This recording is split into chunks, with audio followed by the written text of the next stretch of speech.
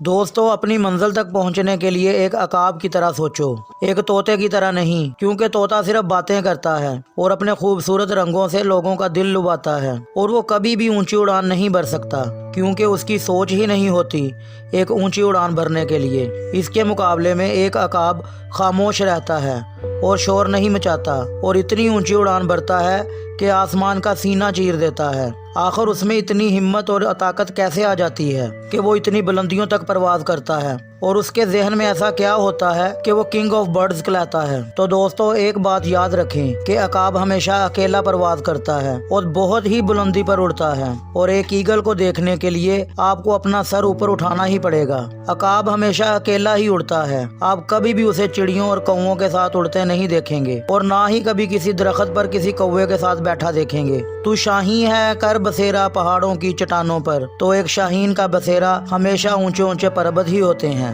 اور عقاب ہمیں سکھاتا ہے کہ اگر آپ کو زندگی میں کامیاب ہونا ہے تو قابل لوگوں کے ساتھ جینا سیکھو، اور ہمت والے لوگوں کو ڈھونڈو اور ان کے ساتھ وقت گزارو۔ چھوٹی سوچ اور تنگ ذہن والے لوگ آپ کو کبھی بھی کامیاب نہیں ہونے دیں گے، وہ لوگ آپ کی ٹانگیں کھینچیں گے۔ ایک عقاب ہمیشہ ایک عقاب کے ساتھ ہی اڑتا ہے، اور آپ جن کے ساتھ زیادہ وقت گزارتے ہو، جن کے ساتھ آپ رہتے ہیں، ایک دن آپ ان کے جیسا ہی بن جاتے ہیں اور آپ کی سوچ بھی ان کی سوچ جیسی ہو جاتی ہے۔ دوسری بات یہ ہے کہ عقاب کا فوکس بڑا ہی کمال کا ہوتا ہے، وہ چاہے جتنی بھی بلندی پر ہو، اس کا فوکس ہمیشہ اپنے شکار پر ہی ہوتا ہے، اور اس کے اندر 5 کلومیٹر کی بلندی تک فوکس کرنے کی صلاحیت موجود ہوتی ہے۔ چاہے کچھ بھی ہو جائے، کتنی بھی مشکلیں درپیش ہوں، وہ کبھی بھی اپنے شکار پر سے اپنا فوکس نہیں ہٹاتا، اور ایک مرتبہ اس نے اپنے شکار پر فوکس کر لیا تو وہ پیچھے نہیں ہٹتا، نہ دائیں دیکھتا ہے نہ بائیں، نہ اوپر نہ نیچے، بس اپنے شکار پر ہی اس کا فوکس ہوتا ہے، اور اپنی پوری طاقت اور سپیڈ سے اپنے شکار پر حملہ کرتا ہے۔ اور عقاب ہمیں یہ سکھاتا ہے کہ اپنی زندگی میں صرف ایک چیز پر فوکس کریں،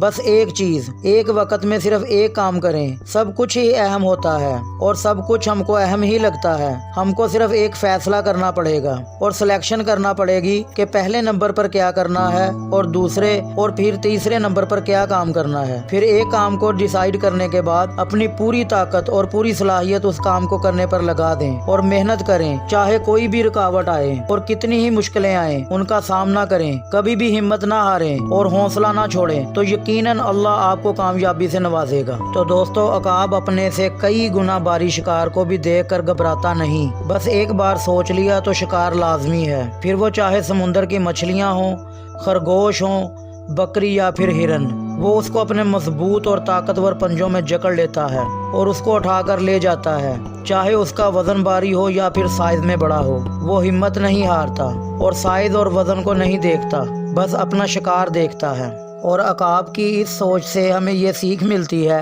کہ زندگی میں کبھی بھی مشکل حالات سے خوف نہ کھائیں۔ حالات اور مشکلات چاہے کتنی بھی بڑی ہوں، چاہے وہ آپ کے قد سے بہت بڑی ہوں، ان کا سامنا کریں اور بہادری سے کریں، ہمت مت ہاریں اور ہار مت مانیں اور خوف زدہ مت ہو اور اسے حل کر کے دکھائیں۔ دوستو جب تیز اور طوفانی ہوائیں چلتی ہیں اور بادل بھی کھل کر برس رہے ہوتے ہیں اور بارش بہت تیز ہو، تو دوسرے پرندے باہر نہیں نکلتے اور محفوظ پناہ گاہوں کی تلاش کرتے ہیں اور اڑ نہیں پاتے، گھبرا جاتے ہیں اور طوفان کا سامنا نہیں کر پاتے، جبکہ ایک عقاب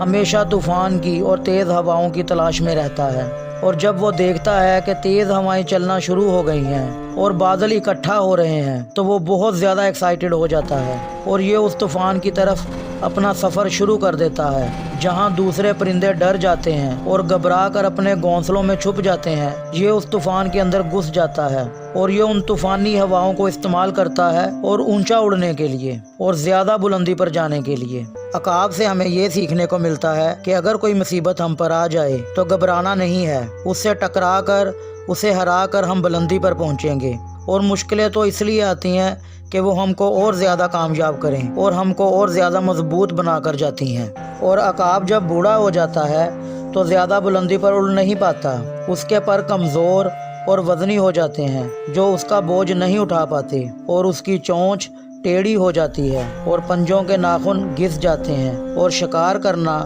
اس کے لیے مشکل ہو جاتا ہے۔ اور اب عقاب کے سامنے دو راستے ہوتے ہیں، ایک یہ کہ وہ بھوکا پیاسا مر جائے یا پھر اپنے آپ کو بدلنے کے لیے ایک تکلیف دہ مرحلے سے گزرے۔ تو عقاب دوسرا راستہ چنتا ہے اور اونچے پہاڑوں پر چلا جاتا ہے اور وہ اپنی چونچ کو پتھروں پر مار مار کر توڑ دیتا ہے، اور پھر وہ بھوکا پیاسا رہ کر اپنی نئی چونچ نکلنے کا انتظار کرتا ہے، اور جب اس کی نئی چونچ نکلتی ہے تو وہ اس سے اپنے پنجوں کے ناخن اور پرانے اور وزنی پروں کو نوچ کر اکھاڑ دیتا ہے۔ اس کو اس تکلیف دہ عمل سے بڑی تکلیف ہوتی ہے، مگر وہ اس تکلیف دہ مرحلے سے گزرتا ہے کیونکہ وہ جانتا ہے کہ اگر لمبے عرصے تک جینا ہے تو یہ تکلیف برداشت کرنا ہی پڑے گی اور اپنے آپ کو بہتر بنانا ہی پڑے گا۔ اور پھر وہ انتظار کرتا ہے نئے پروں کے نکلنے کا اور نئے ناخنوں کے اگنے کا، اور پھر نئے ناخن اور پر اگنے کے بعد وہ تقریباً نیا جنم لے لیتا ہے اور پھر مزید 30 سال تک زندہ رہ پاتا ہے۔ اس طرح ایگل ہم کو سکھاتا ہے کہ اچھی اور بہتر زندگی گزارنے کے لیے اپنے اور اپنی زندگی کو بدلنا بہت ضروری ہوتا ہے، اور اس کے لیے چاہے ہم کو کتنی ہی مشکلوں سے کیوں نہ گزرنا پڑے، کتنی ہی زیادہ محنت کیوں نہ کرنی پڑے۔ اس لیے ہم لوگوں کو بھی اپنے ماضی کی بری یادوں اور بری عادتوں کو اکھاڑ کر پھینک دینا چاہیے، بالکل ایک عقاب کی طرح، اور اپنی زندگی میں آنے والی رکاوٹوں کو ہٹا کر اور محنت کر کے ماضی کو بھول کر اپنی زندگی میں آگے بڑھنے کی کوشش جاری رکھنی چاہیے۔ زندگی ایک بار ملتی ہے اور زندگی کو جینے کا موقع بھی ایک ہی بار، تو اپنی زندگی ایک عقاب کی طرح گزاریں، نہ کہ ایک طوطے کی طرح جو صرف باتیں ہی کرتا ہے۔ تو آپ کو آج کی ویڈیو کیسی لگی کمنٹ میں ضرور بتائیے گا۔